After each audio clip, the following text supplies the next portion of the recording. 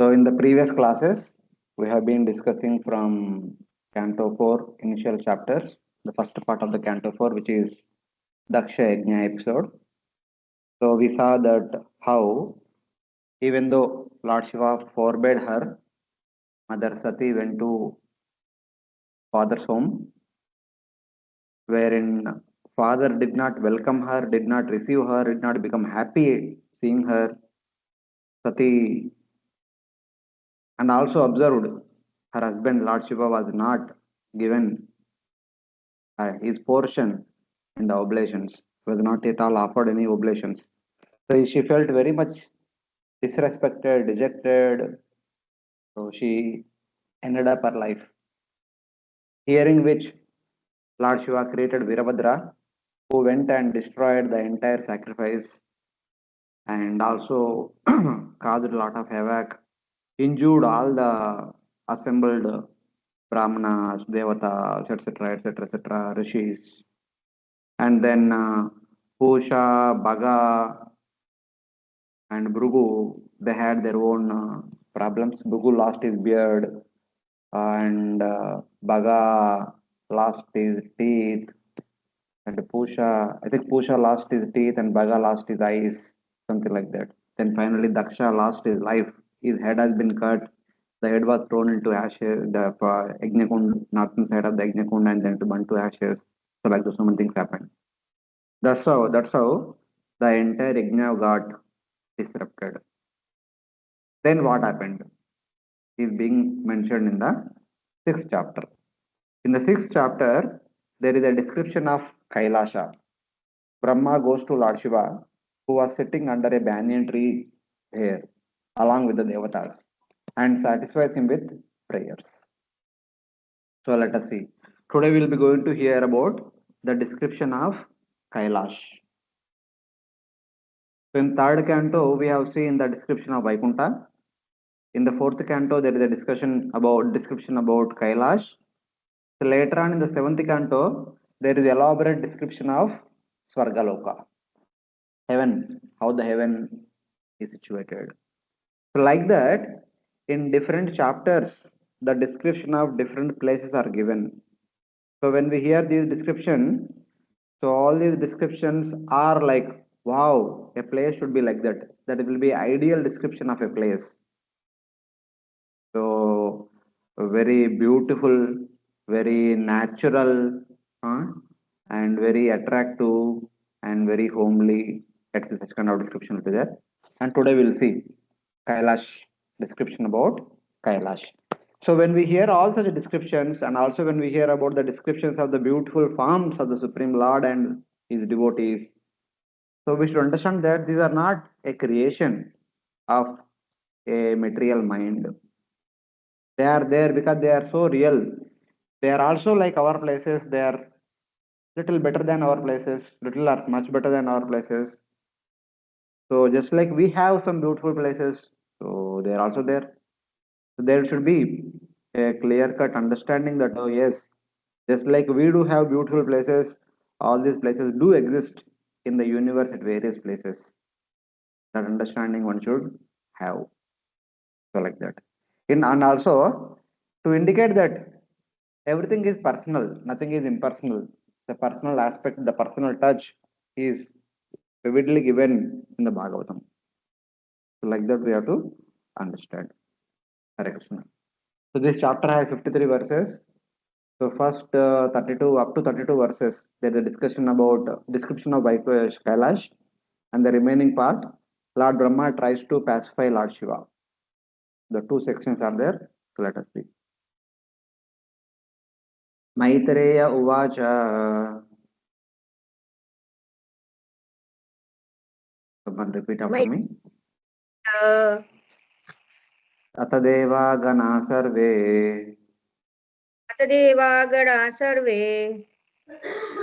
रुद्रानीकै प्रजा पराजिता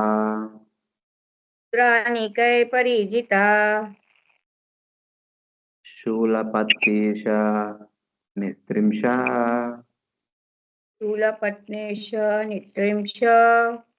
गदा परिग मुद्गरै कदा परिगमुद्वरै संचिन्न भिन्न सर्वांगा छिन्न भिन्न सर्वांगा सर्त्विक सभ्या भयाकुला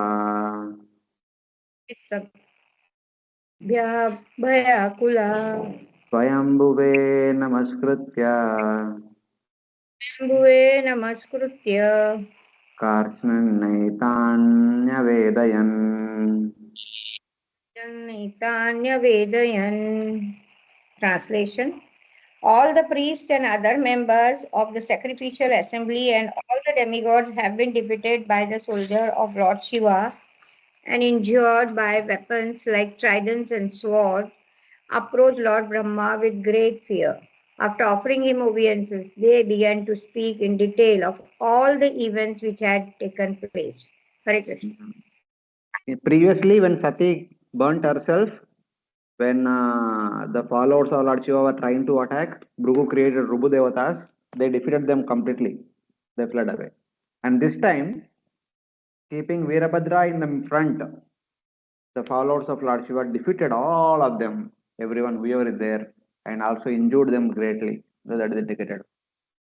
In great fear, all the devatas, the assembled guests and priests, wounded all over their bodies, defeated by the soldiers of Lord Shiva, who had been armed with tridents, spears, swords, clubs, iron bars, and hammers, offered respects to Brahma and informed him fully of the events. They immediately fled away from this place and went to Brahmaloka and informed Brahma of everything that happened.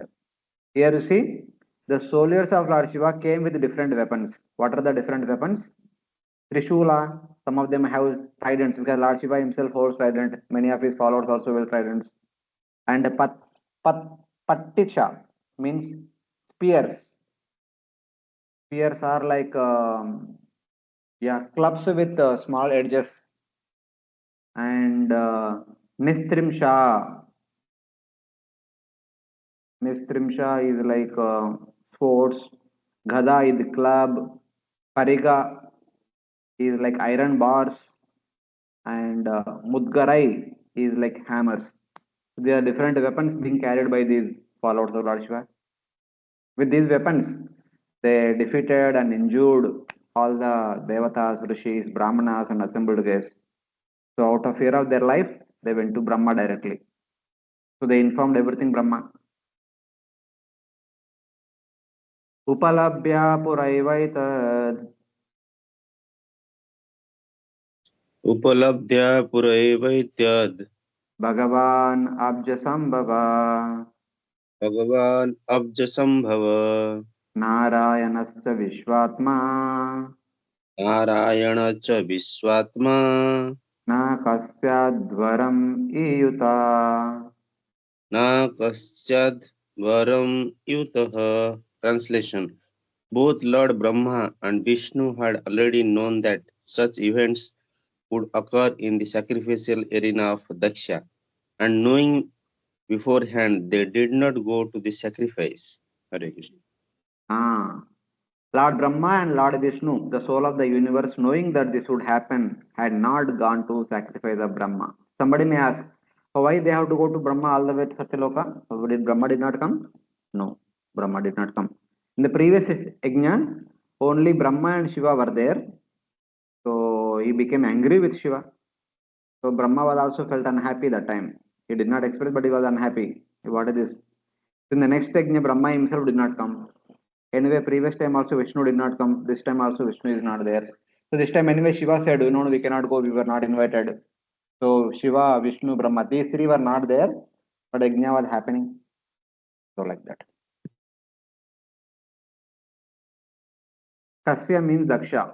Knowing because they were omniscient, they did not go. All these three devatas are omniscient. What would going to happen? Even Lord Shiva predicted, if I allow Sati, he will give up her body. If I don't allow, out of pain of not going to the yajna also she will give up her body. She is doomed anyway. In either case, she is doomed. So Lord Shiva became silent like that.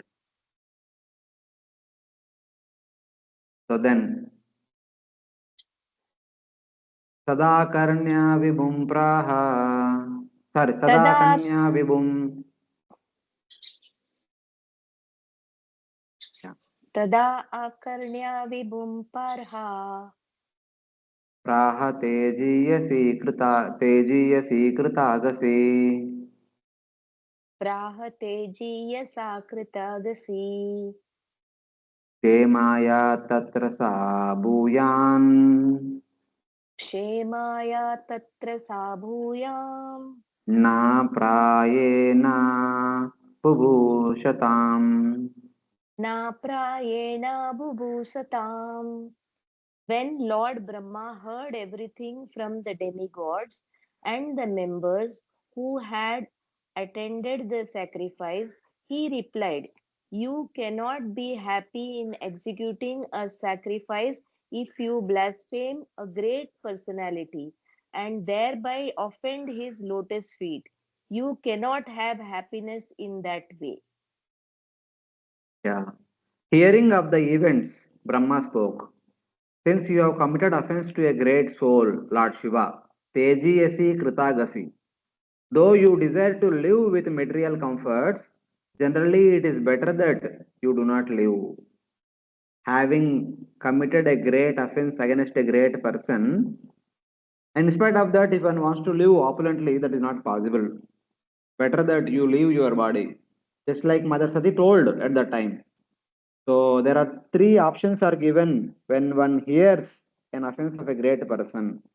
The first option is for a Brahmana kind of person, close the ears and leave from that place. Don't continue to stay to hear the offenses. Second option is somebody is Kshatriya, immediately punish that person and give up one's own life because one has heard the offense, blasphemy of the great personality and Supreme Lord. The third option is if somebody is neither a Brahmana nor a Kshatriya or does not have capacity to punish or convince others,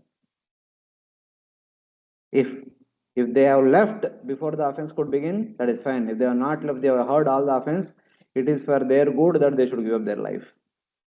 So like that. So the three options were mentioned. So here, you people who are in the third category, if you consider if you are not part of first category, second category, even second category, third category also, since you have heard the offense, you become the party to that offense, you should all give up your life. That is good for you. Since all of you did not given up your lives, you have to go through this humiliation of getting defeated by the Lord Shiva's followers and also getting injured by their weapons. This is all nothing but the reciprocation or the result of what you have done. So like that, Brahma is indicating. Having committed offense to a great soul, for those desiring to live for comforts of life, desire to live for that happiness should not occur.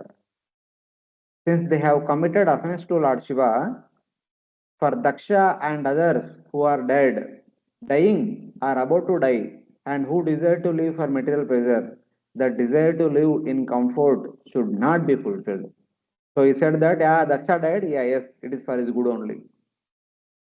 If Daksha made such a critical offense, critical remarks against Lord Shiva, it is good that he left his body. So like that Lord Shiva is telling. And for others who are about to die, who are severely injured, it is also for their good because they tolerated Daksha offending Lord Shiva. They did not do anything to stop Daksha. So like that. The offenders like Daksha should die. They should not live. Living, they will commit more offenses. What is the use of their lives? Better that they die. So this is Brahma's reply. Even though Daksha is his own son, he became very angry with Daksha. So what is this? In front of me was doing so many offenses against Lord Shiva. It is better that he should not live. For his own good. If he lives, he will commit more offenses and he will put himself in more difficulty. So like that. Generally, they should not live. Among those offenders, some living may not commit more offenses. They should have the desire to live and remain alive. But others who are injured, they have learnt their lesson, so they will be careful in the future not to commit offenses. Of course, many of other people, they were in the assembly, so they are in a dilemma because they can't stop Daksha, they can't leave the assembly also. So in that precarious situation, that conflict situation, they stayed there and heard offense against Lord Shiva. So they have to go through this result of being punished by followers of Lord Shiva. So in that way, they become careful in the future, like that. So for everyone, they received whatever they are supposed to receive. Like that, Brahma is trying to console them in that.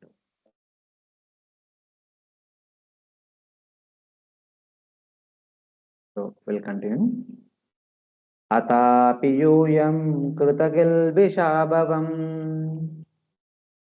अतापि यूयं कृतकिल्बिषाभवम् ये बर्हिषो भागभाजं परादु ये बर्हिषो भाजं पराधु प्रसाद्य त्वं परिशुद्धचेतसा प्रसादयध्वं परिशुद्धचेतसा क्षिप्रप्रसादं परिगृहीताङ्घ्रिपद्मम् क्षिप्रप्रसादां प्रतिगृहीताङ्घ्रिपद्मम् क्षिप्रप्रसादं प्रगृहीताङ्घ्रिपद्मम् क्षिप्रप्रसादं प्रगृहीताङ्घ्रिपद्मम्. You had excluded Lord Shiva from taking part in the sacrificial rituals, and therefore you are all offenders at his lotus feet. Still, if you go without material reservations and surrender unto him and fall down at his lotus feet, he will be very pleased. Brahma says, all of you desire to live. Then you who have committed offense, who have excluded Lord Shiva from his share of the sacrifice, should please him with pure hearts. Since he is pleased easily, Shipra Prasadam, he is pleased very easily. Shipram Bhavati Dharmatma Shantak Shantim Vishashati. So as Bhagavad Gita we read in the 9th chapter. Shipra Prasadam means very easily pleased. Ashutosh, very easily pleased. If you touch his lotus feet. So if at all you want to live continuously, because you have made a big blunder, you have agreed to the offense of Daksha, you agreed to the condition of Daksha, you agreed to the curse of Daksha, and in this yajna you did not offer any oblations to Lord Shiva. This is a great offense. If at all you want to live further, please go to him and touch his feet and beg forgiveness. He will be very easily pleased and you can continue to live. However, if all of you want to live, you who have committed offense against Lord Shiva, who excluded Lord Shiva from his share of the sacrifice, Barhisha, who kept him away, should please Lord Shiva. One should not say that pleasing Lord Shiva is difficult. No. He is pleased very easily, very simply. If you grasp his lotus feet, I know his mind. So Lord Brahma is telling that no, don't think that Lord Shiva is very angry, will not be pleased. I know his mind, he will be very easily pleased if you touch his feet. So like that. Lord Shiva becomes very easily pleased if I touch his feet and beg forgiveness and worship him. So like that. So then Brahma continues. आशाशान आशाशान जीवितम् अध्वरस्य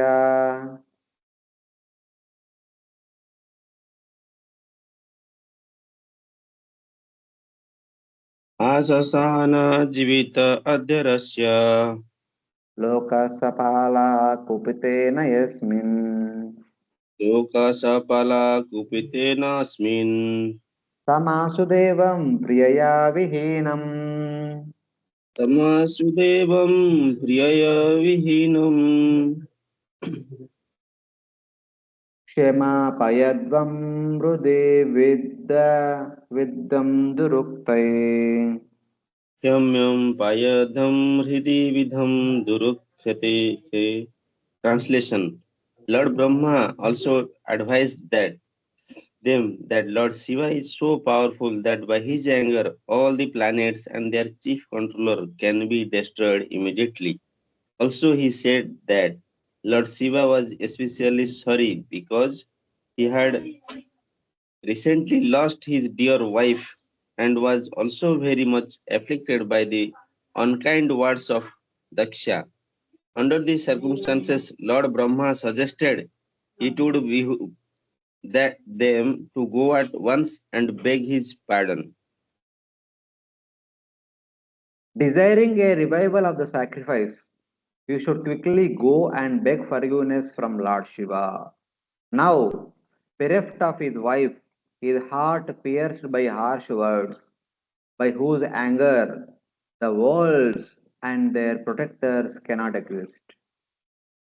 So there is only one way to please Lord Shiva, to appease Lord Shiva, to console Lord Shiva, who just lost his wife and also who was remembering the harsh words spoken by Daksha in the presence of all of you. He is also angry with all of you. So if at all you want to please, go fall flat at his feet, touch his feet, and beg forgiveness from him for what all happened. That's way he can be pleased. When he is angry, the world and its protectors will no longer exist. At least he has become angered and he destroyed the sacrifice only. If he becomes a little more angry, he will destroy the entire universe also. He is the destroyer of the entire universe after all. He can do anything. So if nothing more should happen means you all should go and beg forgiveness. You wishing to revive the sacrifice should beg his pardon. You should have done this long back, but you should do at least now. If at all you wish any auspicious for yourself or for the entire universe. Like that, Lord Brahma is informing all the assembled, all the arrived, injured people. Then he further says, last words he says, Naham na yajno na chayuta manye. Naham na yajno na chayuyam yaj anye. Ye deha bajo munayascha tattvam. Ye deha bajo munayascha tattvam. Vidu pramanam balavirya yova. Viduh pramanam balaviryayorva. यस्यात्मतन्त्रस्य क उपायं विधिस्ते Yasyatmatantrasya ka upayam viditset. Lord Brahma said that no one, not even himself, Indra, all the members assembled in the sacrificial arena, or all the sages could know how powerful Lord Shiva is. Under the circumstances, who would dare to commit an offense at his lotus feet?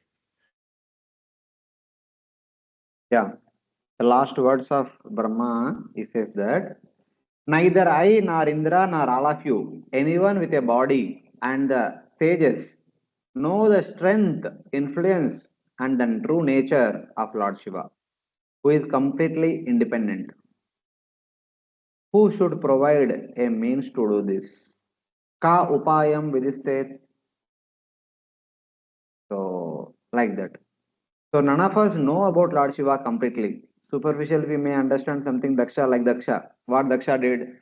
Daksha thought that, oh, he is my son-in-law, he is ordinary child, like this he treated him. But actually, neither I know, nor Indra, nor all of you, nor anybody with a body, nor the sages, know the complete strength, complete influence, and the true nature of Lord Shiva, who is completely independent, he is Swatantra, Atma Tantraya, Tantrasya, who should provide a means to do this. We are surrendering to you. So devatas and all these injured people that to Brahmaji, we are surrendering to you. Give us some way to do this. How can we do this? How can we appease Lord Shiva? Brahma answers, not I, the Brahma, or the present Indra, nor you sacrifices, knowers of the Vedas, know the truth about Lord Shiva or the extent of his strength and influence. So we do not know. Then they said, so if Lord Shiva is so powerful, we have ignored his power and his majesty and all. So what capacity do we have to go and appease him? At least we were all party to that offense. We are all there in the second sacrifice, disrespecting Lord Shiva. Even if we go to beg forgiveness, we are not sure that Lord Shiva will be pacified. We only have hope that you, unless until you come and beg forgiveness from Lord Shiva on our behalf, Lord Shiva may not take it seriously. So all the injured devatas and sages, they requested Lord Brahma to lead them to abode of Lord Shiva. If Brahma appeases on their behalf, there is a possibility that Lord Shiva becomes consoled. Just like when Indra committed offense against the Vrajavasis, Indra went to Brahma and Indra said, no, I cannot go. You may tell that go and fall at the feet of Lord Krishna. I am not sure whether he will become pacified or not. Please, you come. Then Brahma said, no, don't worry. I also made a mistake like that. I don't have to come. You take Surabhi cow. If Surabhi cow comes, Lord Shiva will become pacified. Lord Krishna will become pacified. Like that, Indra was saved by taking Surabhi along with him. Same way here, the Devatas and other sages and all requesting Brahma. Only Brahma, you are not there during that sacrifice, so you are not party to the offense or whatever disrespect shown to Lord Shiva and anything. So if you come and request on our behalf, there is a possibility that Lord Shiva may become pacified. So like that. Now Lord Brahma is accompanying all the Devatas, all the sages, and they are going to Kailash. Because they are going to Kailash, on the way, what all has come that has been described. So the entire description of the Kailash surroundings, Kailash Parvata, Kailash abode is being described as they are all walking towards Lord Shiva. In that way. Any questions till now? Is okay? Everyone is able to follow? Yes. Yes, Prabhu. Okay. So here comes the description of Kailash. See how beautiful it is. Just like Vaikuntha was described in third canto, here Kailash is described. Later on in one of the cantos, Varga will be described. All these places are wonderfully beautiful. So in that way. Sayittamadishya suranajastutay.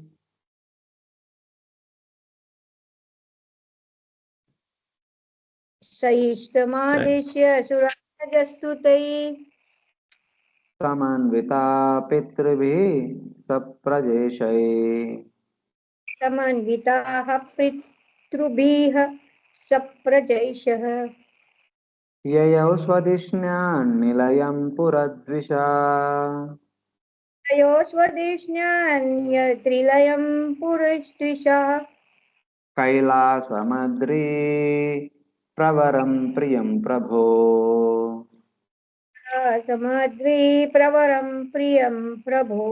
Translation. After thus instructing all the demigods, the Pitas, and the lords of living entity, Lord Brahma took them with him and left for the abode of Lord Shiva, known as Kailasa Hill. Hare Krishna. After thus instructing all the devatas, Lord Brahma, along with the Pitrus, devatas, and the lords of the progeny, that means Prajapatis, departed from his place and went to the abode of Lord Shiva, known as Kailasha, the best among the mountains, dear to Lord Shiva. Brahma accompanied and led them to Kailash to appease Lord Shiva. So now the description of Kailash will come. Janmaushadi tapo mantra Janmaushadi tapo mantra yoga siddhair naretarair Yoga Siddhair Naretane jusham kinnara gandharvair Yushtam Kinnara Gandharvair apas apsaro birrutam sada. Apsarobhir Vritam Sada. The abode known as Kailasha is full of different herbs and vegetables and is sanctified by Vedic hymns and mystic yoga practice. Thus, the residents of that abode are demigods by birth and have all mystic powers. Besides them, there are other human beings who are known as Kinnaras and Gandharvas and are accompanied by their beautiful wives who are known as Apsaras or angels. Kailasa is always filled with persons perfected by yoga, mantra, austerity, herbs, and birth, and with devatas, kinnaras, gandharvas, and apsaras. So, what is Kailash? Kailash is a place always filled with those people who are perfected by yoga. That means yoga siddhas, mantra siddhas, tapo siddhas, aushadhi siddhas, janma siddhas, and also different variety of devatas, kinnaras, kimpurushas, apsaras, gandharvas, etc. etc.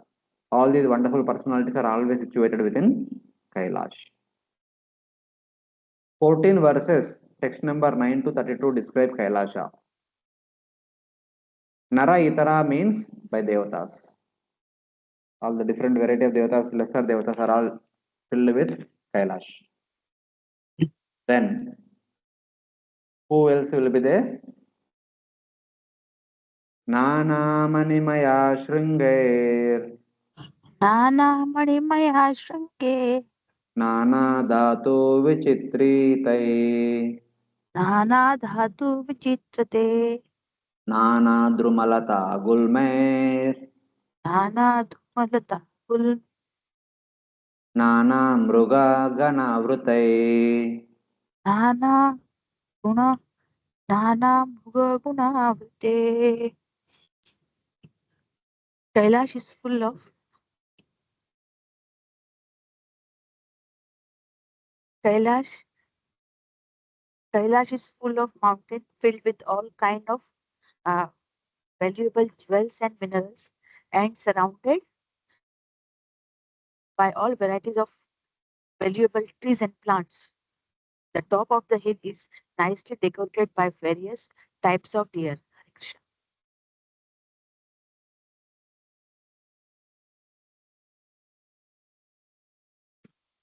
It is endowed with peaks of various jewels, colorful with many minerals, covered with various trees, creepers, and bushes, and filled with various animals. You see, Nana Mani Maya Shringair, endowed with peaks of various jewels. There are so many mountains. On the peaks of the mountain, there are various Manimaya jewels are there. Nana Dhatu Vichitritai, colorful with many minerals. The entire place is in different colors and covered with various trees, creepers, and bushes. Nana Druma Lata Gulmer. Right? Druma is trees, Lata is creeper, Gulma is bushes. Nana Mruga Ganavrutai with various animals. Like that. Nana Mala Prasravanai.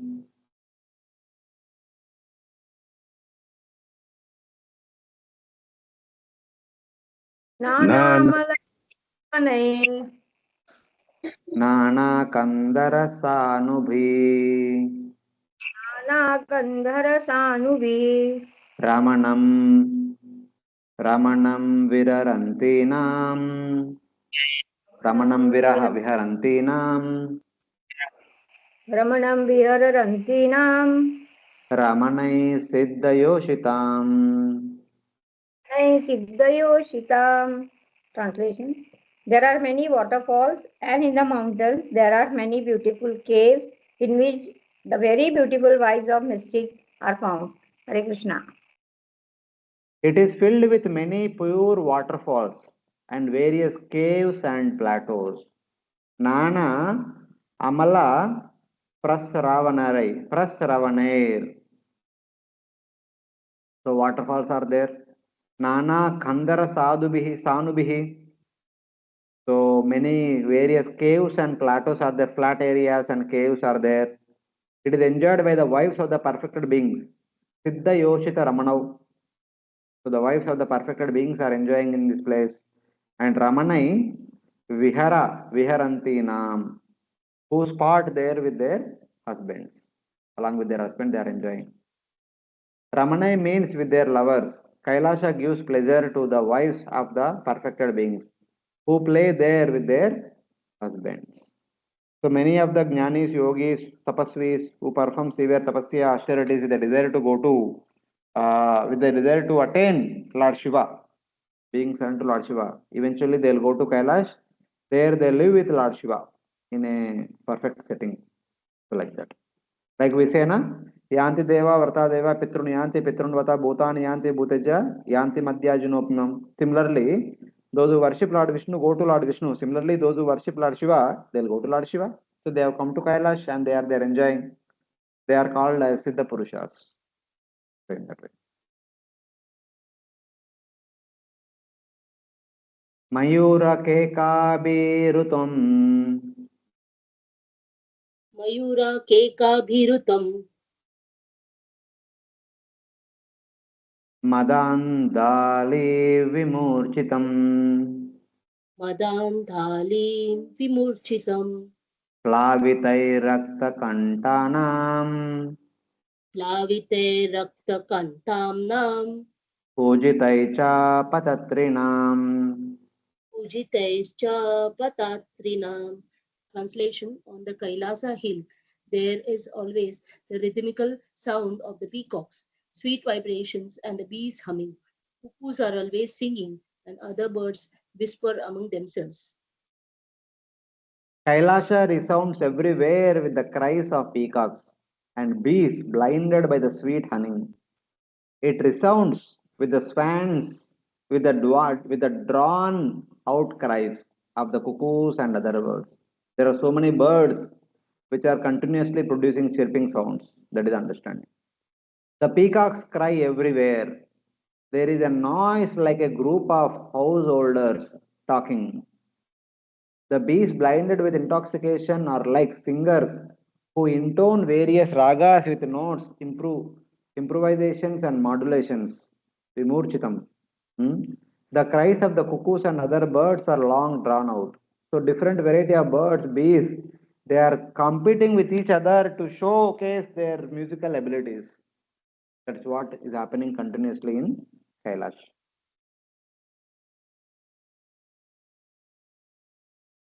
Ahvayantam ivodaste.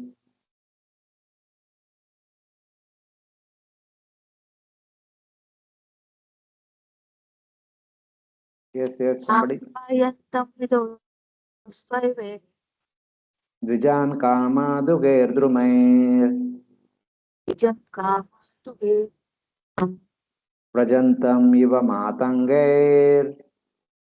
rajantam iva matange Granantam iva nirjarai.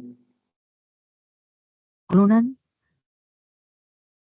grunantam iva varjyate.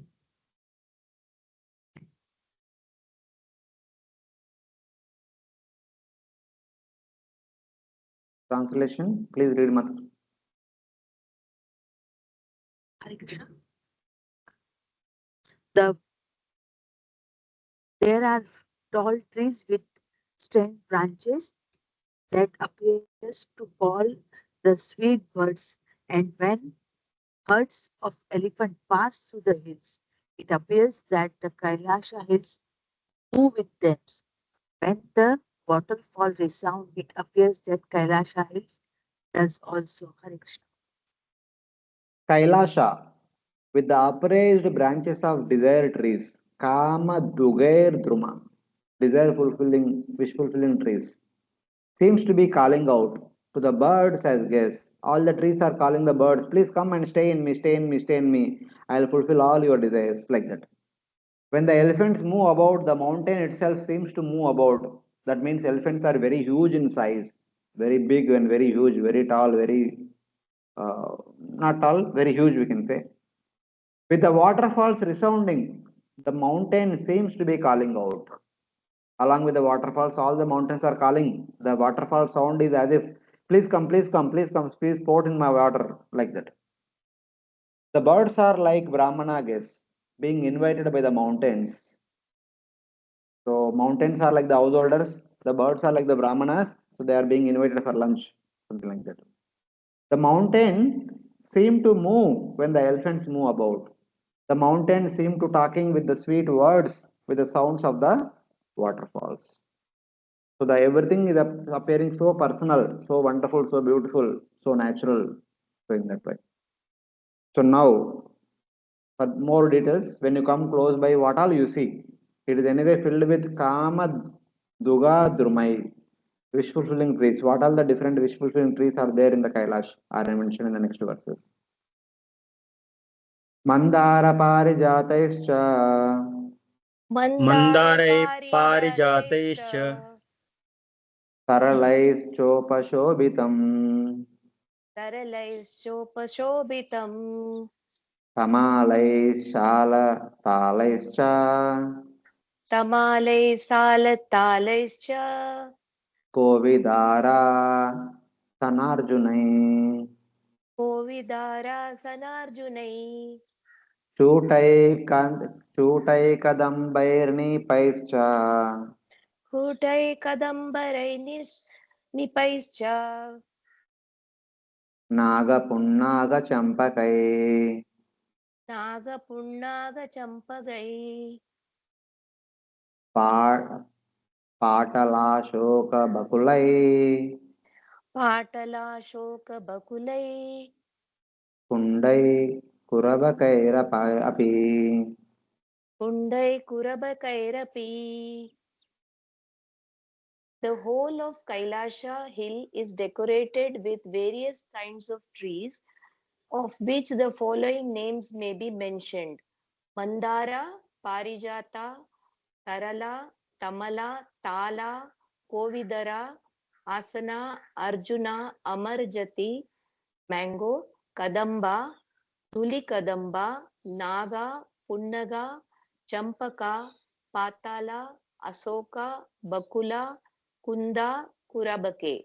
The entire hill is decorated with such trees which produce flowers with fragrant aroma. Hare Krishna. Yeah. So what are the different plants and trees that are there in Kailash are being indicated here? Kailasha is decorated with trees such as Mandara, Parijata, Sarala, Tamala, Tala, Kovidara, Ashana, Arjuna, Mango, Kadamba, Dhuli Kadamba, Naga, Punnaga, Champaka, Patala, Ashoka, Bakula, Kunda, and Kurabaka. These are all different trees that are there in Kailash. Anybody remembers what are all the different trees were there in Vaikuntha? In chapter 15 of third canto, there is a discussion about different plants, different trees that are there in Vaikuntha.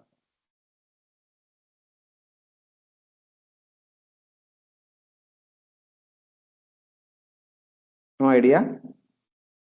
Mandara Kunda Kurabotpala Champakarna Punnaganaga Bakulangula Parijata Ganderchite Tulasika Baranena Tasya Yasmin Tapassu Manaso Bahumanayanti. There it is said that all the wonderful flower bearing trees were just looking at Tulasi with amazement that what kind of austerities Tulasi has done. As a result of that, Tulasi is always at the lotus feet of Supreme Lord and in the neck of the Supreme Lord. So please tell us, we will also perform the tapasya and we also get the good fortune of be with the Lord always. Like that, they are all praying. Who are all there? Mandara, Kunda, Karaba, Utpala, Champaka, Arna, Punnaga, Naga, Bakula, Ambuja, Parijata. All wonderful, fragrant, flower-bearing trees that were there in Vaikuntha. Same way here in Kailash also, even the more list is given. Mandara, Parijata, Sarala, Tamala, Tala, Kovidara, Ashana, Arjuna, Mango, Kadamba, Dhuli Kadamba, Naga, Punnaga, Champaka, Patala, Ashoka, Dakula, Bakula, Kanda, Kuraba. The reason is Kailasha is mountain area. The mountains are filled with lot of trees and plants. So lot of things are there. And Vaikuntha is inhabited place by so many Vaikuntha Vasis. So there could be a like slight comparison that okay, there could be less number of plants there in Vaikuntha. But this is a mountain area full great Himalayas and forest area. So there is a chance of lot of plants. No issue. Chuta and Amra. So in Chuta is here and Amra comes in verse 18 are different types of mango trees. Nipa is variety of Kadamba tree. So like that, the different variety of plants are there. So in this place. Then, what all the further other things are there in the Kailash?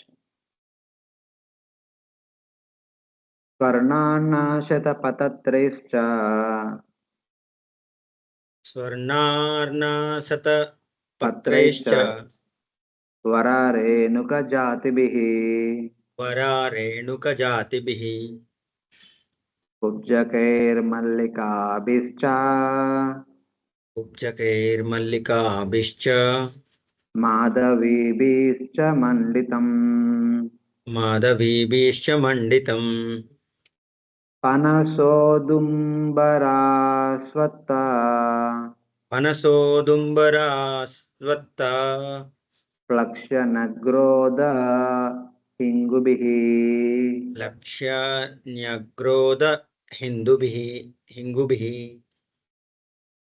भूर्जैर्ओषधिभिस्पूगैर् ऊर्जैरोषधिभिः पूगैः राजपूगैश्च जम्बुभिः राजपूगैश्च जम्बुभिः खर्जूरामृता काम्राज्यै खर्जूरामृतात् काम्राद्यैः प्रियाला मधुकेङ्गुदै प्रियाला मधुकेङ्गुदैः द्रुमजातिभिरन्यैश्च द्रुमाजातिभिरन्यैश्च राजितं वेणुकीचकै राजितं कीचकैः. There are other trees also which decorate the hill, such as the golden lotus flower, the cinnamon tree, Malati, Kubja, Mallika, and Madhavi. Kailasha hill also decorated with such trees as Kata, jackfruit, Julara, banyan trees, Plakshas, Nagrodas, and trees producing Asafoetida. Also, there are trees of battle nuts and Burja Patra, as well as Rajapuga, blackberries, and similar other trees. There are mango trees, Priyala, Maduka, and Inguda. Besides these, there are other trees like thin bamboos, Kichaka, and varieties of other bamboo trees, and also decorating the tract of Kailasa hill. The different plants that are there in the Kailash are mentioned. The mountain is decorated with golden Shatapatra trees. Holy, sorry? Nothing to The mountain is decorated with golden Shatapatra trees, Swarna, Arana Shatapatras. So golden Shatapatra trees, oleander, cardamom, jasmine, Kubja Mallika, and Madhavi. So we go backward. Madhavi is here, Mallika is here, Kubja is here, and Renuka Jatibi is like jasmine. Vara Renuka Jatibihi. So jasmine, cardamom, oleander, and Shatapatra. So like that. All these are there, different things are there. And then Kailash is also decorated with such trees as jackfruit, Panasa, Pippala, Udumbara, and Ashwatha. Panasa, Udumbara, and Ashwatha. And banyan tree. Plaksha is banyan tree. So sorry, Plaksha, banyan tree is before that. Ashwatha is translated as banyan tree. Plaksha is Plaksha. Nyagroda and Hingubihi. So Asafoetida and various herbs. Betel nut trees, birch, Rajapuga, and Jambu trees. Jambu is also there, Jambubi. Kailash is decorated with the trees, Hag plum, so date trees, Karjura, Hag plum is Amra, and then Amra is mango, Priyala, Maduka, and Inguda, hollow bamboos and solid bamboos. So like Venu, Kichaka are different trees are like hollow bamboos. Venu is hollow bamboo, Kichaka is solid bamboo. They are all there. So different variety of plants are there in that mountain area, Kailash area. Renuka is cardamom, Jati is jasmine, Venu is bamboo which is not hollow, and Kichaka is a bamboo which is hollow. I don't know, it should be opposite. Venu is a bamboo which is with a hollow, and Kichaka is bamboo which is without hollow, because Venu is what used for making Venu, making the flute. We call it as Venu also. So they should be opposite. So in any case, these are all different things, different plant trees that are there in the Kailash. Then further continues.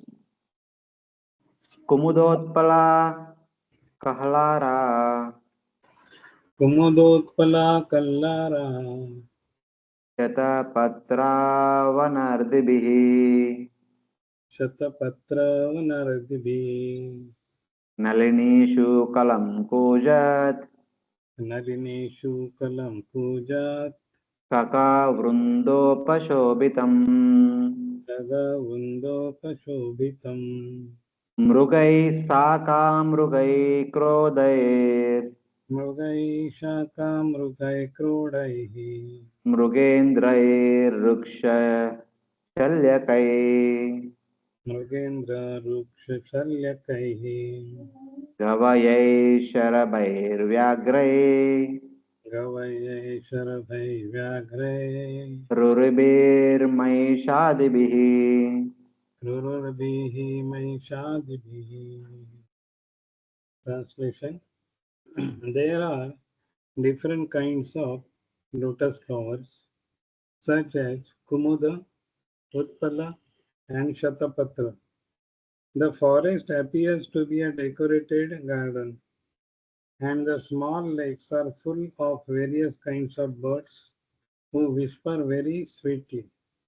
There are many kinds of other animals also, like deer, monkeys, boars, lions, rakshas, shalnikas, forest cows, forest asses, tigers, small deer, buffalo, and many other animals who are fully enjoying their lives. Hare Krishna.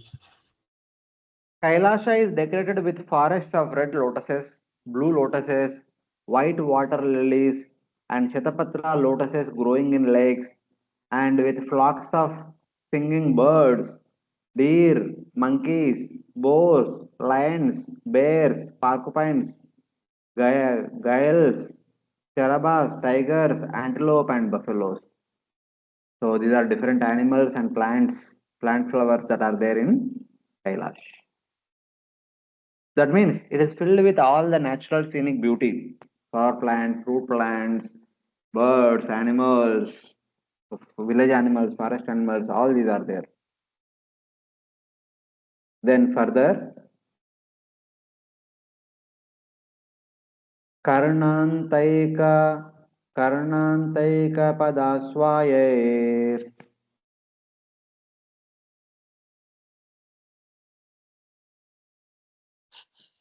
Karnatraikapadasayi Nirjustam Vrukanabibihi Nirjustam Rukunabihi Kadali Kanda Samruddha Kadalikanda Samruddha Nalini Pulinasriyam Nandini Pulina Shriyam. Translation. Pariyastam Nadaya Satya Pariyastam Nadaya Satyaha Snana Punya Tarodaya Jnana Punyatarodaya Vilokya Bhutesha Girim Vilokya Bhutesha Girim Vibuddha Vismayam Yayo. Ta Vismayam Yoyo. Translation. There are varieties of deer such as Karnantra, Ikapada, Ashwasya,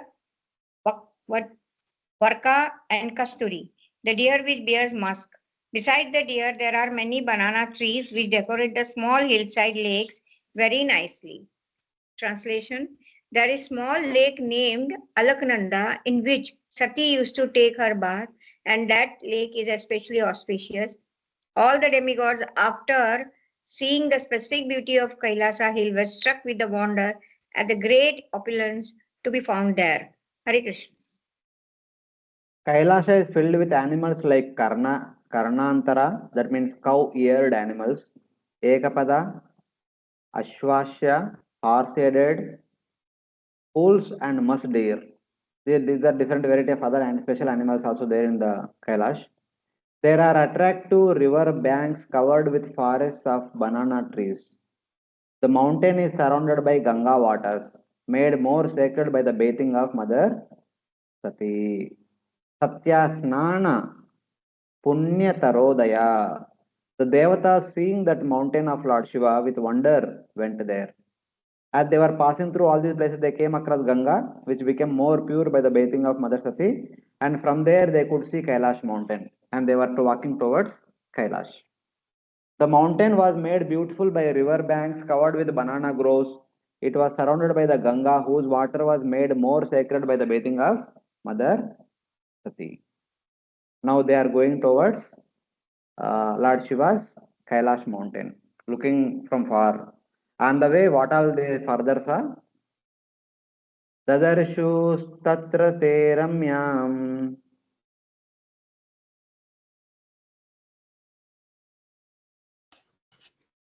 Dadarshustatra te ramyam alakam nama vaipurim alakam nama vaipurim vanam saugandhikam chapi vanam saundhikam chapi yatra tannama pankajam yatra tannama pankajam. Translation. nanda chalaka nanda cha Nanda chalaka nanda cha saritau bhayata pura saritau bhayata puram tirthapada padamboja tirthapada padamboja rajasati rajasati pavane. rajasativa pavane. Okay. Translation. Thus the demigods saw the wonderfully beautiful region known as Alaka in the forest known as Saugandhika, which means full of fragrance. The forest is known as Saugandhika because of its abundance of lotus flowers. They also saw the two rivers named Nanda and Alaknanda. These two rivers are sanctified by the dust of the lotus feet of the Supreme Personality of Godhead Govinda. Hare Krishna. Yeah. So while going towards Kailash mountain, all these personalities headed by Lord Brahma, they saw that mountain, a pleasant city. Nearby Kailash mountain, they saw a pleasant city. Ramayam Purim, called Alaka. This is Alakapuri. And also a forest called Saugandhika, where there were lotuses called Saugandhika. Saugandhika lotus flowers were there. Outside the city were the rivers Nanda and Alakananda, purified by the dust of the lotus feet of the Supreme Lord. So like that.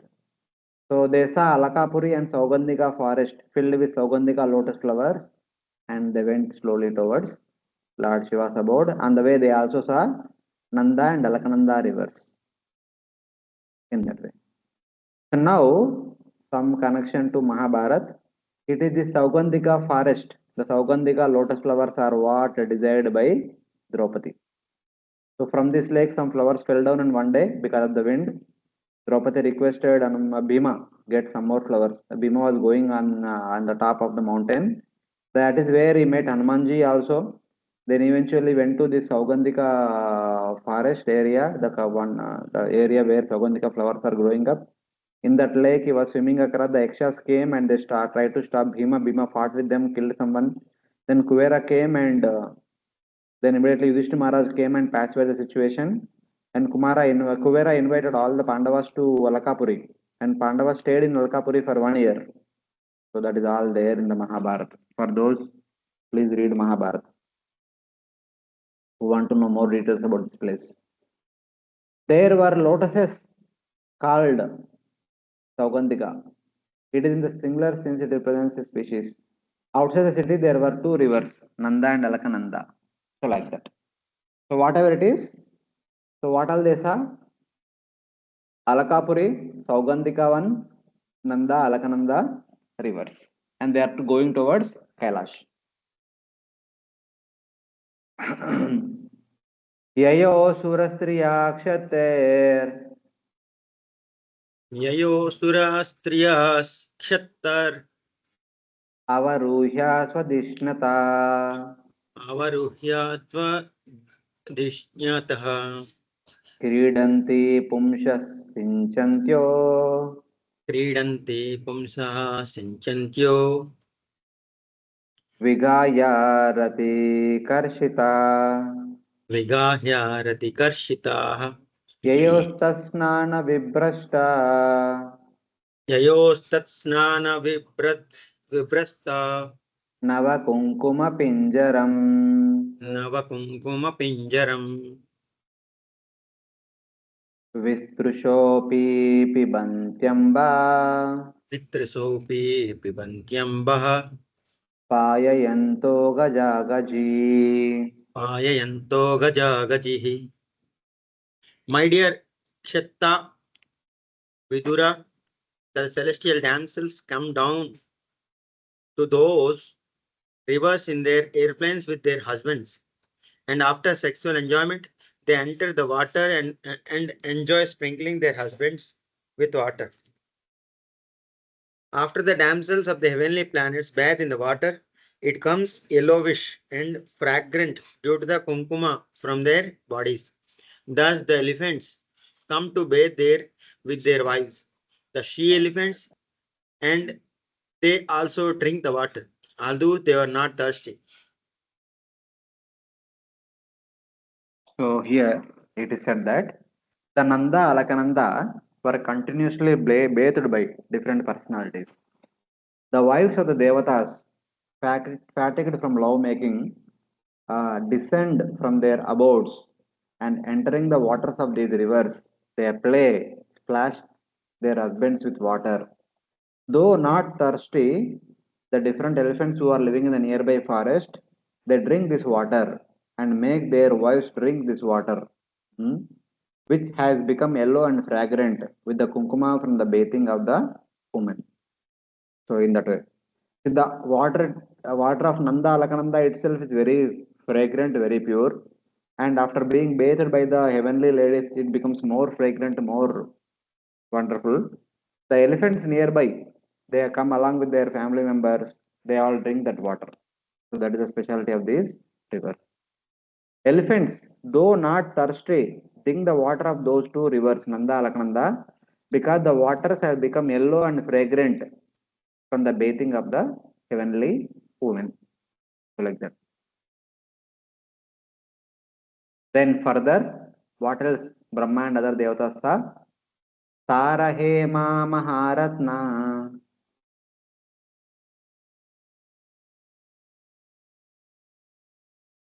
Tarahema Maharatna Vimana Shatashankulam.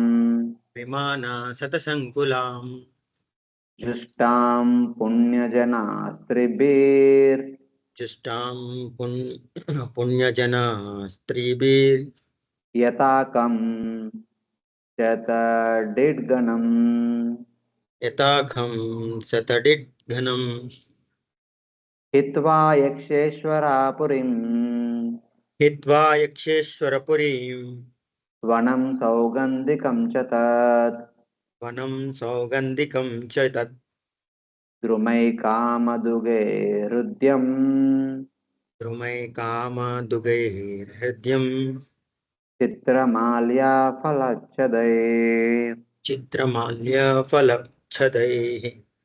The airplanes of the heavenly damsels are bedecked with pearls, gold, and many valuable jewels.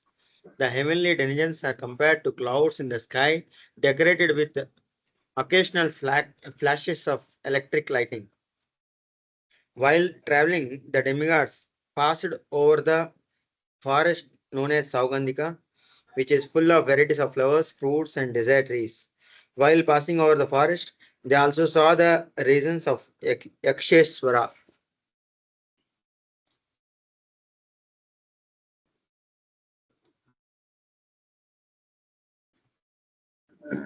Alaka was filled with hundreds of airplanes. Now the description of the Alakapuri city. It was filled with hundreds of airplanes made up of gold, pearls, and precious jewels, and with women. It was like the sky filled with clouds and lightning. So the Alakapuri city, which is the abode of Yakshas as well as Kuvera. Kuvera lives in Alakapuri along with the Yakshas. And all the Yakshas have wonderful airplanes made up of gold, pearls, and precious jewels, and with women, the wonderful wives. If you remember, it was Kuvera who was given that Pushpak Vimana in the Ramayana. Afterwards, Ravana defeated him and stole that away. But Kuvera is known for his Vimanas. So here you can see in Kuvera city, a lot of Vimanas are there. The entire city was like the sky filled with clouds and lightning. Okay. The women are compared to the lightning. All the Vimanas are compared to the different clouds. So like that. The devatas passed through the Alaka city, the city of Kuvera and Dakshas, and the Saugandhika forest, pleasant with desert trees, having colorful flowers, fruits, and leaves. They were passing through all these areas. Tara means pulse. The city is compared to the sky, the lighting to the women, and the clouds to the airplanes. The devatas passed through Alaka and the forest. The sentence continues under 30. Of course. So further says, and they were moving. They were passing through all these different places, coming close to Lord Shiva. Raktakantakanika रक्तकण्टाकगानिका Sarvamandita Shatpadam मण्डिता षट्पदम् Kalahamsa Kulapreshtam हंसाकुलं प्रेष्टम् Karadhanda Jalashayam खण्डाजलाशयम्. Translation. Sorry, 1 second. Vanakunjara Sangrushta Kunj सङ्गृष्ट Harichandana Vayuna चन्दनवायुना Adi Punyajana Srinam जन्नपुरस्तीनां Muhur Unmatayan Manaha. कुरुन्मनत्तयन्मनः. Translation. In that celestial forest, there were many birds whose necks were colored reddish and whose sweet sound mixed with the humming of the bees. The lakes were abundantly decorated with crying swans as well as strong-stemmed lotus flowers. All these atmosphere influences unsettled the forest elephants who flocked together in the sandalwood forest, and blowing wind agitated the minds of damsels, therefore, for the sexual enjoyment. Hare Krishna. The forest was filled with the humming of bees and the warbling of flocks of cuckoos, and had lakes filled with lotuses, attractive to flocks of swans. So all the different wonderful birds that are being described in the nearby area. The forest would increasingly agitate the minds of the women constantly through the breezes carrying sandalwood fragrance, caused by the elephants rubbing against the sandalwood trees. The entire atmosphere becomes so fragrant. How?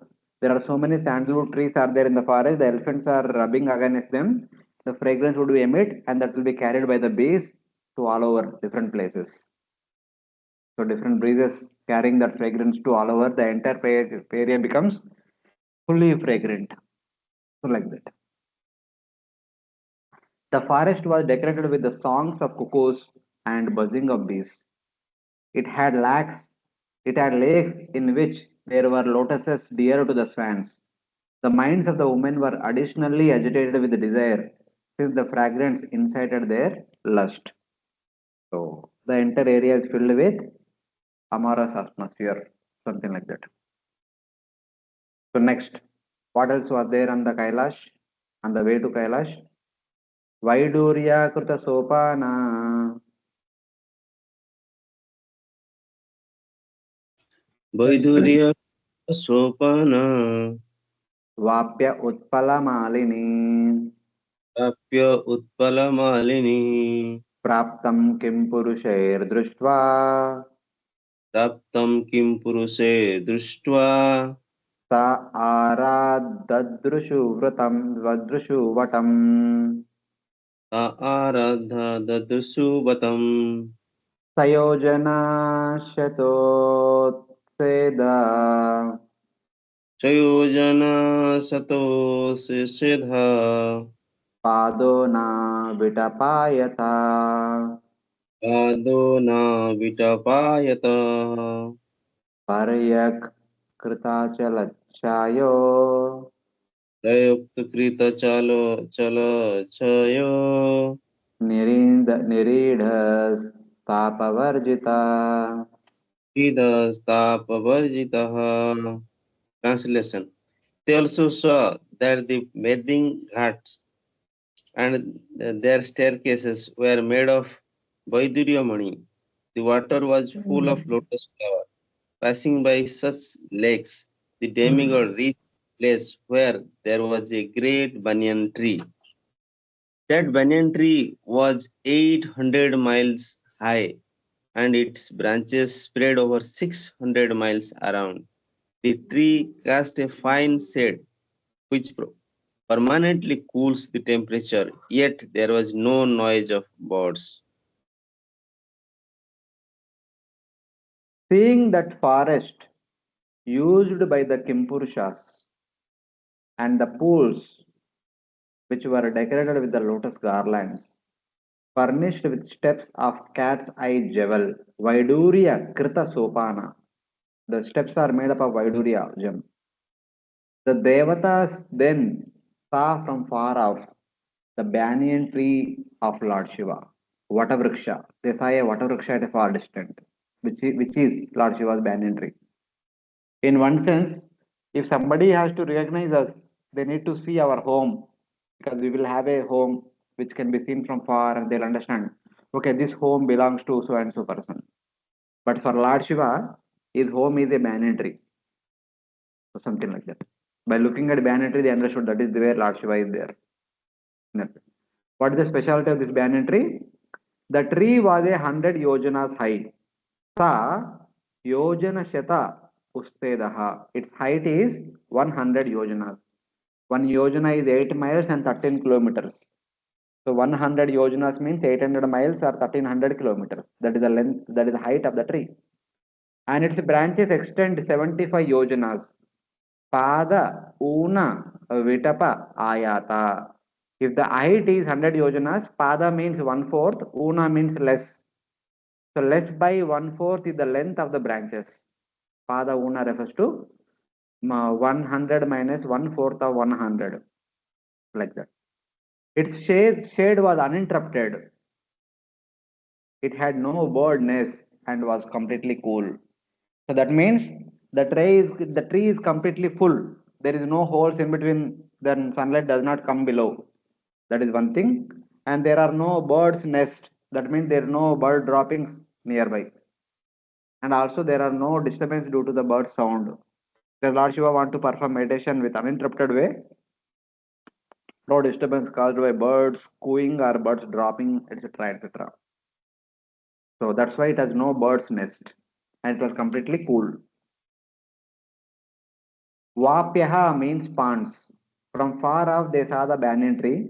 Its height was 100 yojanas and its branches spread 75 yojanas.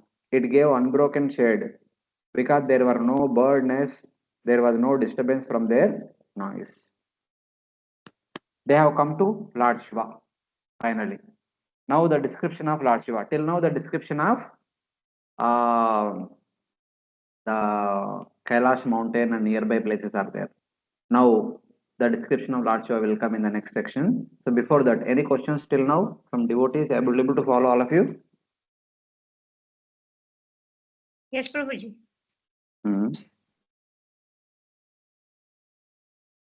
Okay. No questions? Krishna Prabhuji. Yes, Prabhuji. Here we saw the description of Kailash. So previously, we heard that Kailash is the abode of Lord Siva. So we are No. Kailash is the abode of Shiva, not Sadashiva. Brahmajyoti is the abode of Sadashiva. Okay. Sadashiva resides in Brahmajyoti. So we are discussing this. Kailash means there is 11 Rudras, and among that 11 Rudra, one is Lord Shiva. So Perfect. okay. So where it is, Prabhuji, is Kailash is? This is in Greater Himalayas. We'll understand this in the fifth canto. When we come to fifth canto, we'll see. In addition to our Indian Himalaya, there is a Greater Himalayas, the bigger Himalaya mountain. In that bigger Himalaya mountain, the eastern side of the Himalaya mountain is the place where Lord Shiva resides. Kailash, Alakapuri, Gandhika, they are all there in the eastern part of the Greater Himalayas. We will understand all these things in the fifth canto. प्रभु जी हरे कृष्ण हाँ हरे कृष्णा प्रभु जी ये जो कैलाश मानसरोवर है वो वही कैलाश है क्या? नहीं जो Kailash Mansarovar is nothing but a small replica of the original Kailash. The original Kailash is in the bigger Himalayas. In our Himalayas, there is a replica of that original Kailash we see. Here we have Lord Shiva's deity and also Manasarovar, which is there in the original Kailash. So like that. Just like Vrindavan is there in the spiritual world and Vrindavan is there in Vrindavan also, in GV also. So like that. Hare Krishna, Prabhuji. Prabhuji, where is the location of remaining 10th Rudras? Yeah, we'll see in 10th, 5th canto. One will be in Jambudvipa, Ilavata Varsha, one will be in Tapaloka, one will be in Atala, Vitala Loka, so like that. Most of them are in Swarga, but some of them are spread here and there. But they are also considered the Lord Siva, no? Yeah, see, these names are interchangeable, like Lord Varaha is there. So while describing Lord Varaha, Sukadeva Goswami also says Lord Vishnu, Lord Narayana. Even different avatars, Matsya, Kurma, Varaha, Agriva also can be called as Vishnu and Narayana. So like that. So these 11 Rudras have their individual names and they are also commonly called as Shiva. Shiva or Rudra. Shiva and Rudra is common name for all of them, all 11 of them. But 11 of them also have their individual names. That Shiva whom we call Shiva, his original name is Shankar. Okay. So they are all 11. Equally powerful. Yeah, but the same people. Now one person only expands in the form of 11 Rudras. One Sadashiva expands as 11 Rudras. They are all equally powerful. But that Shiva very close to us. Because we are the residents of Bharata Varsha. And the northern boundary of Bharata Varsha is Kailash. So he is very close to us. He is very well known to all of us. In other places, the other 10 Rudras are very well known.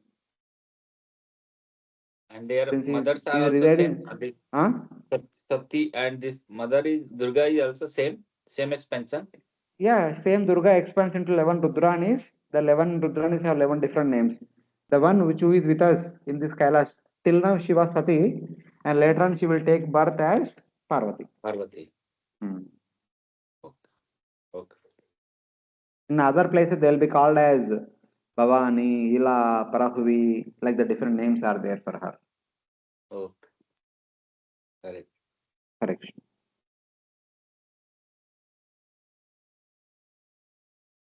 Okay. If other devotees do not have any questions, so we'll see now. Till now we saw the Kailash. Now we'll see Lord Shiva. How does Lord Shiva beautiful form is there?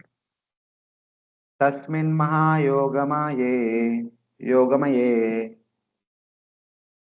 Tasmin Mahayogamaye Mumukshu Sharane Sura Mumukshu Sharane Shuraha Tatrushu Shivam Asinam Tadrusuhu Sivamaseenam Taktamarsham Ivantakam Tyaktva Marsham Ivantakam Sanandanadyirmahasiddhaye Sanandanadyai Mahasiddhaihi Shantai Samashanta Vigraham Shantai Samasanta Vigraham Upasyamanam Sakya cha Upasyamanam Sakyacha Bhartra Guhyaka Rakshasam. Bhartra Guhyaka Rakshasam. The demigods saw Lord Shiva sitting under the tree, which was competent to give perfection to mystic yogis and deliver all people. As grave as time eternal, he appeared to have given up all anger. Lord Shiva sat there, surrounded by saintly persons like Kuvera, the master of the Guhyakas, and the four Kumaras, who were already liberated souls. Lord Shiva were grave and saintly. Under that tree, which was the shelter of aspirants of liberation. So all the people who are who are aspiring to get liberation, so they are all sitting under the same tree along with Lord Shiva, and which bestowed great powers. The devatas saw Lord Shiva sitting, appearing like death personified, but seeming to have given up his anger. Death personified means he was very angry to destroy the entire universe, but now looking at his sitting posture, okay, seems that he has given up anger. He was looking peaceful.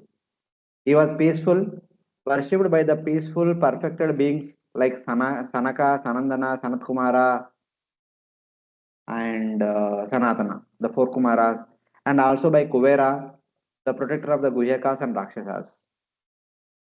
So many people are sitting in the assembly, so many Jnanis and Yogis sitting who are aspiring for liberation and also headed by the four Kumaras and Kuvera.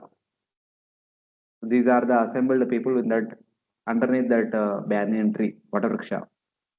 Lord Shiva appeared to be death by thinking of the offenses committed to him, but he appeared to have given up anger toward the devatas. Sakya means by Kuvera. So Kuvera, Lord Shiva treats Kuvera as the friend, and Kuvera resides next to Lord Shiva's abode Kailash. So like that. So from far, when they saw Lord Shiva, they thought that okay, Lord Shiva can be very angry, may destroy all of us. But as they come close quarters, they saw Lord Shiva to be very peaceful because he's sitting in the midst of four Kumaras and Kuvera and other many jnanis and yogis who are aspiring liberation, etc. Then further description. Vidya tapo yogapatam Vidya Tapo Yogapatam astitam tam adeshwaram Astitam Tam Adishwaram charantam vishwasuhridam Charantam Vishwasuhridam Vatsalyalokamangalam Vatsalyalokamangalam Lingam cha tapasavishtam Lingam Cha Tapasabhishtam Bhasmadhanda jatajidnam Bhasmadanda Jatajinam Angena sandhyabrarucha Angena Sandhya Bhrarucha Chandralekham cha vibrutam. Chandralekam Cha Vibhritam. The demigods saw Lord Shiva situated in his perfection as the masters of the senses, knowledge, fruitive activities, and the path of achieving perfection. He was the friend of the entire world, and by virtue of his full affection for everyone, he was very auspicious. He was seated on the deer skin and was practicing all forms of austerity. Because his body was smeared with ashes, he looked like an evening cloud. On his hair was the sign of half moon, a symbolic representation.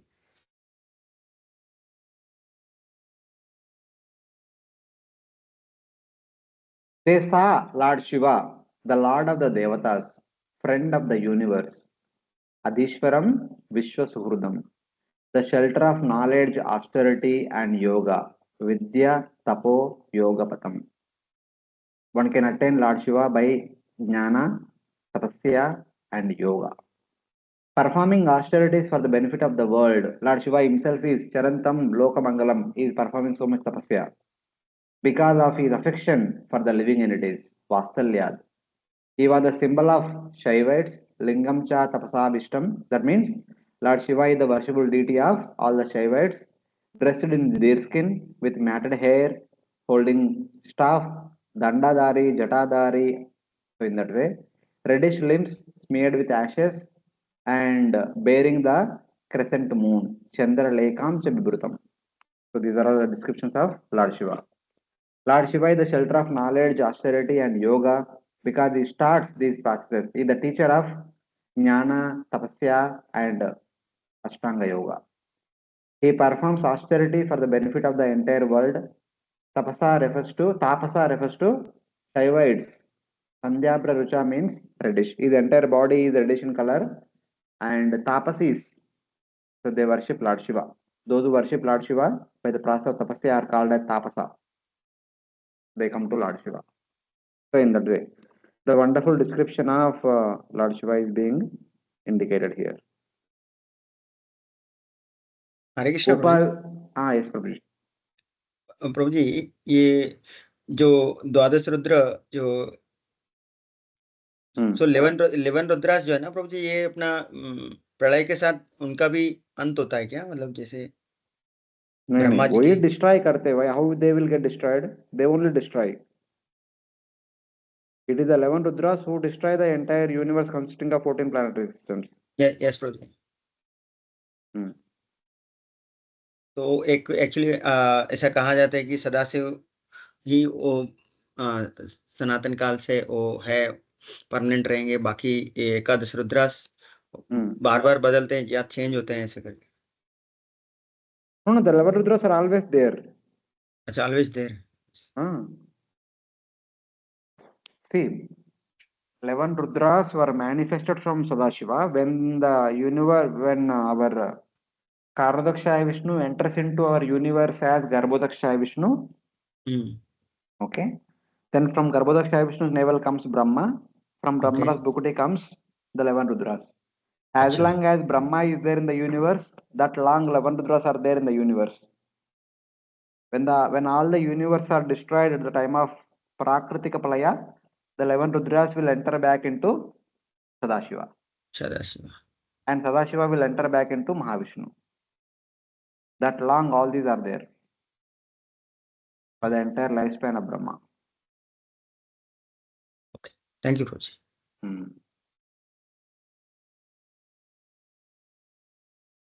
Upavishtam Darbhamayam Upavishtam Darbhamayam Purusham Brahma Sanatanam Rashyam Brahma Sanatanam Naradaya Pravochantam Naradaya Pavochantam Pruchate Shrunvatam Satam Prachate Shanvant Satam. Translation: He was seated on a straw mattress and speaking to all present, including the great sage Narada, to whom he specifically spoke about the absolute truth.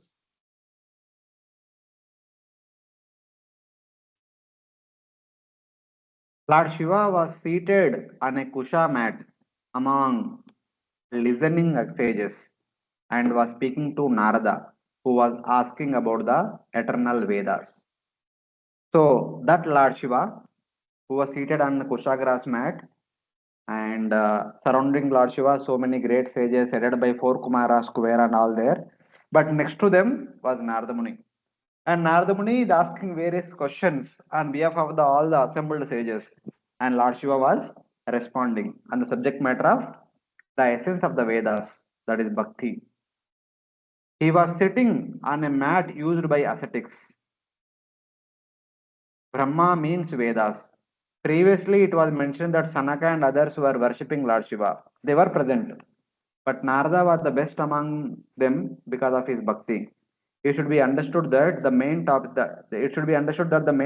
of the Vedas was they were discussing was bhakti.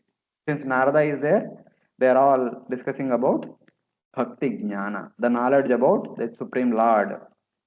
So that aspect is being under discussion by Lord Shiva, being requested and being asked by Narada Muni, etc. Then, as they come close to Lord Shiva, they are looking at Lord Shiva. Now, how Lord Shiva is seated? Lord Shiva is seated on the Kusha grass mat, but how he sat on top of the Kusha grass mat? That is being described now. Krutvorau dakshine savyam. कृत्वोरौ दक्षिणे सव्यम् Padapadmam cha januni. पादपद्मं च जानुनि Bahum prakoshte kshamalam. बाहुं प्रकोष्ठक्षेमालम् Asinam tarka mudraya. आसीनं तर्कमुद्रया. Translation: His left leg was placed on his right thigh, and his left hand was placed on his left thigh. In his right hand, he held Rudraksha beads. This sitting posture is called Virasana. He sat in Virasana posture, and his finger was in the mode of argument. Hare Krishna. His left foot was on the right thigh and his right foot was on the left thigh. It is understood. Basically, in Padmasana, how those who perform pranayama, yogasanas and all, they sit the same way Lord Shiva is sitting. The left foot was on the right thigh, right foot was on the left thigh. And his left hand was placed on his left knee. The left hand is placed on the left knee. In Padmasana, we are supposed to place our right hand also on the right knee. But right hand is not placed on the right knee because it is not Padmasana. He had beads on his right forearm and his right hand showed the Taraka Mudra. So in the left arm is placed on the left knee, but the right arm having the beads in his hand, it is in Taraka Mudra and chanting of the beads is going on. Something like that. He was seen sitting in this typical posture. Yoga scriptures describe this posture. Virasana is defined as placing each foot on the opposite thigh and placing the hands on the thighs. So in the Padmasana, you have to place each foot on the opposite thigh and place each hand on the knees. That is like typical general asana. Ekapadam ataikasmin vinyased uru samstitam itarasmim tatabahum virasanam idam smrutam. This is known as virasana. The Taraka Mudra is defined as follows. Reciters of mantra define the Taraka Mudra as placing the tips of the forefinger and thumb together. The forefinger and thumb are together while spreading the other three fingers. The other three, middle finger and second middle and the little finger, they are spread open, and the forefinger and the thumb, they are together, and between those two fingers is the beads which Lord Shiva and his followers chant. They chant in the Rudraksha beads. The Rudraksha beads are held between these two fingers. So that is called Taraka Mudra. Like that. So this is how Lord Shiva is seated and is seen by the Brahma and other devatas and sages who arrived just to Kailash.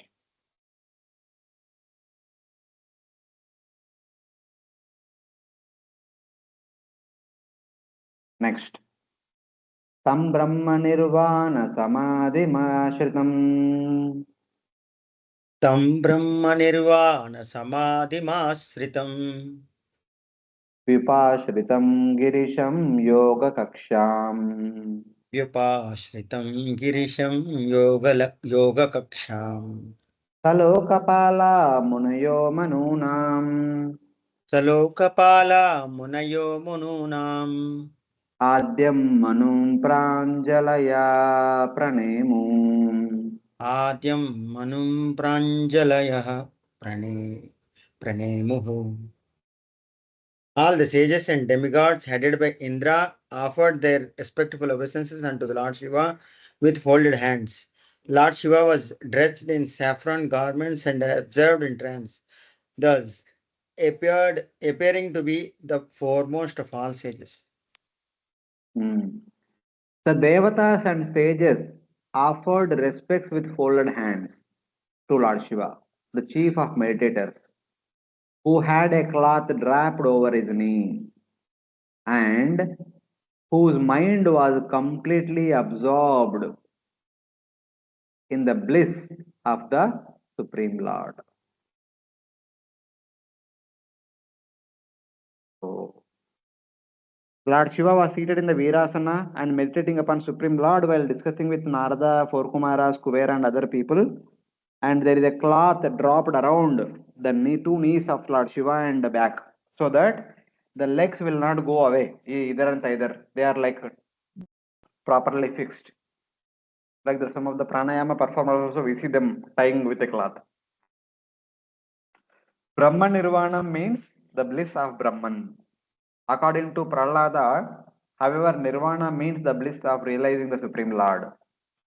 Normally, Brahma Nirvana means Brahmananda, but according to Prahlad Maharaj, which we see later in the 7th chapter, the 7th canto, that the Brahma Nirvana means the happiness of realizing the Supreme Lord. The wise know that direct contact with the Supreme Lord, which includes the happiness of Brahman, destroys samsara for the sinful persons possessing material bodies in this world. Therefore, worship Paramatma in your heart, which Prahlad Maharaj says in 7:7:37 to his friends, classmates.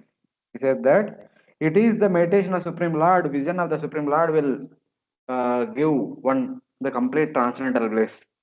So therefore, continuously meditate on Supreme Lord. That was the request of Prahlad Maharaj to his friend. Therefore, here, Lord Shiva had completely concentrated his mind on that bliss.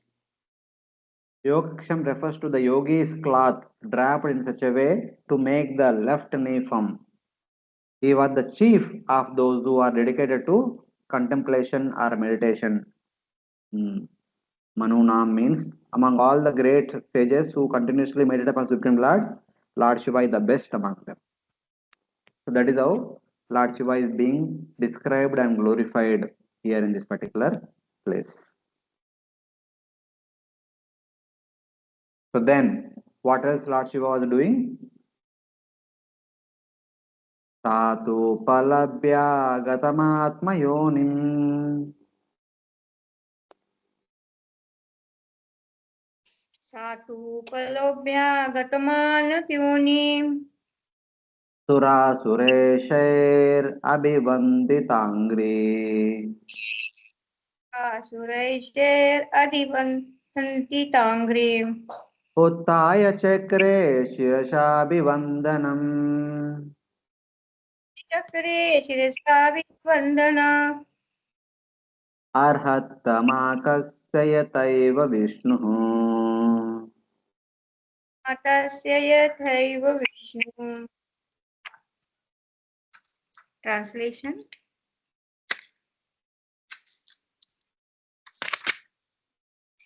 Lord Shiva's lotus feet were worshipped by both the demigods and the demons, but still, in spite of exalted position, as soon as he saw that Lord Brahma was there among all other demigods, he immediately stood up and offered him respect by bowing down and touching his lotus feet, just as Vaman Deva offered his respectful obeisances to Kashyapa Muni.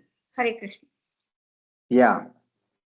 Though most worthy of worship, Shiva, whose feet are worshipped, seeing Brahma arrive with the devatas, stood up and lowered his head in respect, just as Lord Vamana respected Kashyapa.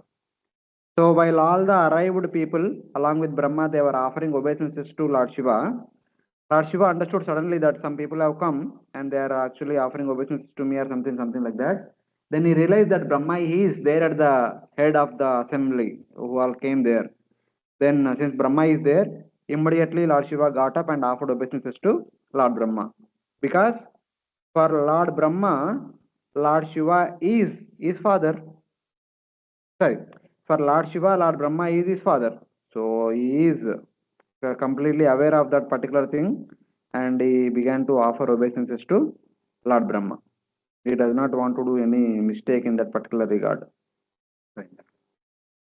Though most worthy of worship, Lord Shiva, whose feet are worshipped by everyone, but seeing that Brahma has arrived with all the devatas, stood up and lowered his head in respect, just as Vamana respects Kashyapa.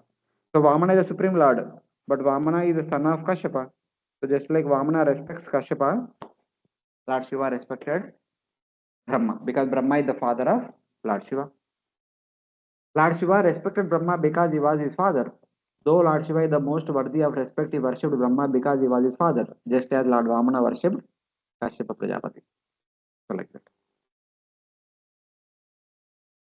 तथा परे सिद्धगणा महर्षिभिर्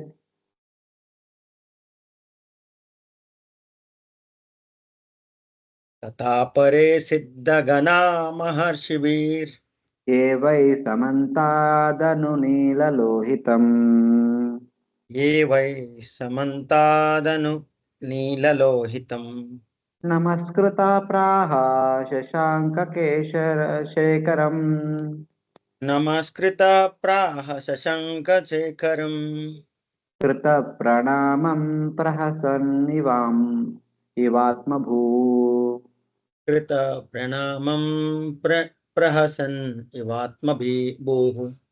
All the sages who were sitting with Lord Shiva, such as Narada and others, also offered their respectful obeisances to Lord Brahma. After being so worshipped, Lord Brahma, smiling, began to speak to Lord Shiva. Yeah, now things are going to go ahead. Other great persons along with the sages who were all around Shiva offered respects to Brahma, and Brahma smiling then spoke to Lord Shiva, to whom he offered respects. So following after Lord Shiva, all the assembled sages like four Kumaras, Narada Muni, Kuvera, and all the Jnana Siddhas, Tapo Siddhas, and Yoga Siddhas, Mukshubihi, aspirers of our moksha, they are all offering obeisances to Brahma. So Brahma, in exchange, slightly smiled and then began to speak to Lord Shiva. Those who were with Lord Shiva, such as Narada, along with the sages, offered respects to Brahma. Brahma, being offered respects, spoke to Lord Shiva, who was offered respects by the devatas. Though they were internally fearful, they showed joyful faces externally. All the devatas are really afraid what Shiva is up to, what he's going to do, what he will say, what will scold, curse, or kill, or whatever. Anything can happen. Externally they are afraid, but internally they are showing happy faces because they have come to take forgiveness from Lord Shiva. So like that. So like this, they have seen the wonderful darshan of Lord Shiva. Very beautiful, very peaceful, very homely, in the midst of all the great sages headed by four Kumaras, Narada Muni, Kuvera, etc. etc. Now Lord Shiva, Lord Brahma, with an intention to appease Lord Shiva, will be speaking wonderful words. Text number 4253, around 12 verses. He speaks so many words in order to appease Lord Shiva. So any questions till now?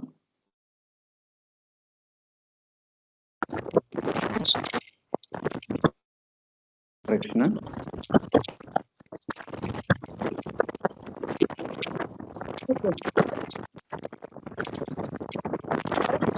Mataji, we are not able to hear you, but we are hearing lot of noises.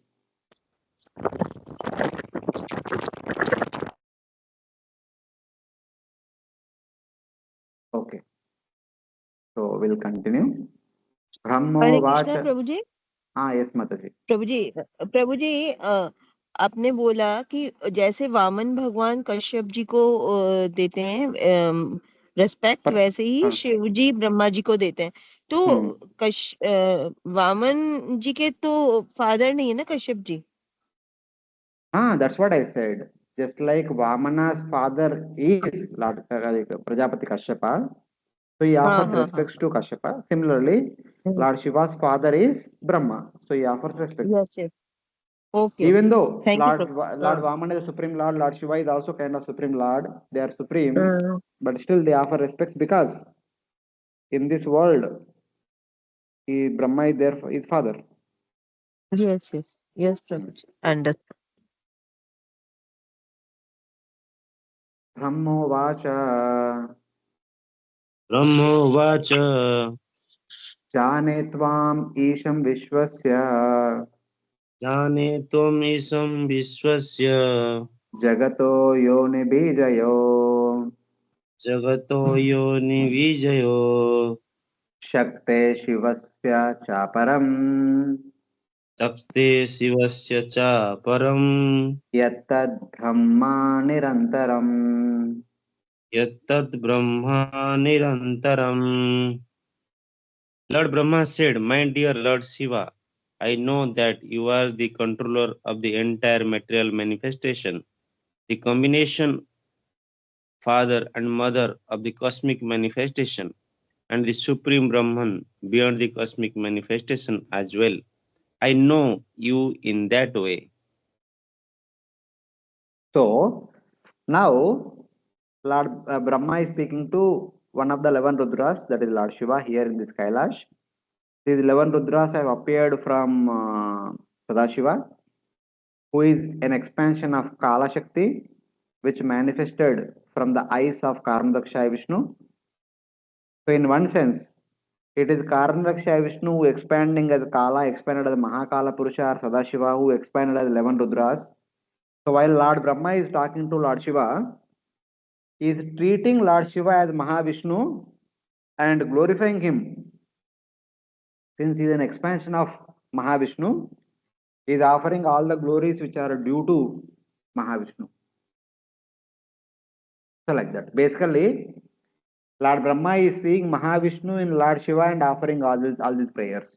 So like that we should understand. Brahma said, I know you are the Lord of the universe. Who is Lord of universe? Mahavishnu. You are the Lord of Prakriti and Purusha. Prakriti is Prakriti, Purusha is Lord Shiva. Purusha can be seen as Lord Shiva, Purusha can also be seen as unlimited living entities. So it is from Mahavishnu comes the universe. It is from Mahavishnu comes the Prakriti and Purusha. Prakriti is Durga Devi and Purusha is Sadashiva. That you are superior to Shakti and Shiva.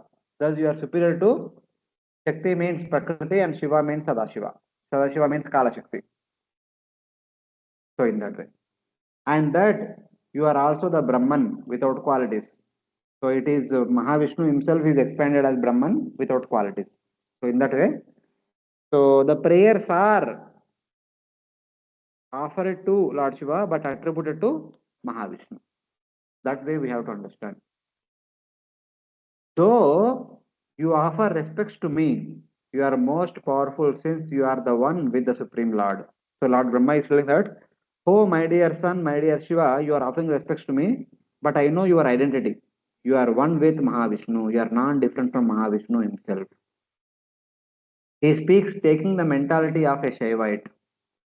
The Shaivite thinks of the Lord.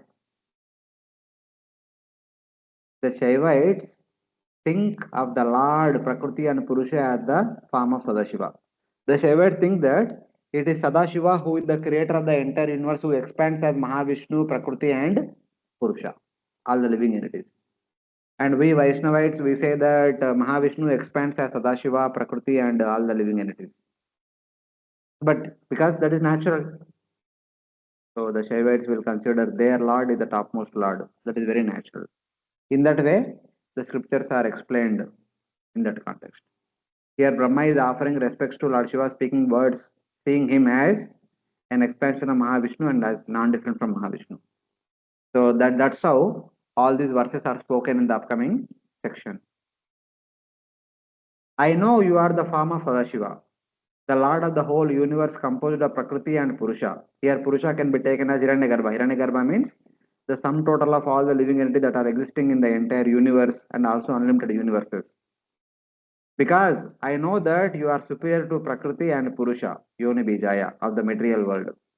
These items are explained. They are Shakti and Shiva. So Prakriti is Shakti, that is Durga Devi, and Shiva is Shiva. Shiva can be taken as Sadashiva, Shiva can be taken as Hiranyagarbha also. But I know that you are the famous Brahman without differences. So you are not only Shakti and Shiva, you are also Brahman. So Lord Brahma is speaking to Lord Shiva, saying this, attributing to Mahavishnu. Because it is Mahavishnu who expands as unlimited Brahman. So in that way. So in all the future verses also we should keep the same thing in mind, that here Lord Brahma is speaking to Lord Shiva, but keeping in mind that the source of Lord Shiva, which is Mahavishnu, and is addressing Mahavishnu in the sense is actually addressing Lord Shiva, attributing to Mahavishnu's wonderful qualities and activities. So all the wonderful prayers are being spoken in the future verses, which we will discuss in the next class. So today we'll stop here. It is 9:15. In the temple, Bhagavatam class will begin, and all of you are requested to go for the Bhagavatam class and here online or whatever. So we'll stop here for today. Any questions till now? Prabhuji, I wanted to ask, what does the half moon symbolizes on Sorry? the red of Shiva? What does the half moon symbolizes? No. Lord Shiva is also called as Chandramaulishvara. He always keeps that half moon, not half moon, a moon curve on his head. So there are so many pastimes for that. One of the pastimes says that when Lord Shiva drank poison and he did not swallow it, he kept the poison in the throat only. That's why he became Nilakanta. His throat became blackish. So that is producing lot of heat. He wanted to make himself cool. So he kept the cool giving the moon on his head so that his kanta becomes cool. That is one pastime. And there are many other pastimes. When Lord Shiva appeared, different people offered different gifts. So one of the gift offered by Moon God offered himself to Lord Shiva, please keep me on your head as the abhushan. So being pleased with Moon God, Lord Shiva keeps the moon only on his head as abhushan. So there could be many other pastimes also. So one or two pastimes just to understand.